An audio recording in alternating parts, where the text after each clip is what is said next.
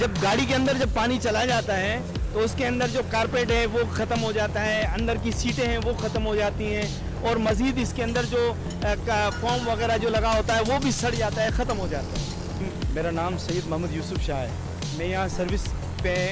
तकरीबन 20 साल से हमारा तजर्बा है और 20 साल से हम यहाँ पे काम कर रहे हैं। जो बारिश के अंदर गाड़ियों की जो हालत हो जाती है, जो नीचे से गाड़ियाँ बारिश का पानी लग के वो गल जाती हैं और जंग चढ़ जाता है। इस मरतबा जो बारिश की जो हालत हुई है और इतना पानी जो गाड़ियों के अंदर घुसा है, जो अंदर घुस गया तो उसके अंदर जो रेगजीन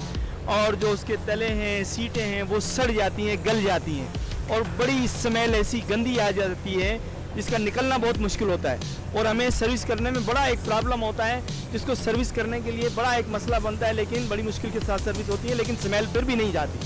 तो उसके वजह से गाड़ियों की जो है वो भाव भी गिर जाता है और उसका जो है एक फ़र्क करो रेट में आधो आध फ़र्क आ जाता है, तो उसकी वजह से गाड़ी की कंडीशन बड़ी डाउन हो जाती है और उसके रीसेल भी आधो आध फ़र्क आ जाता है।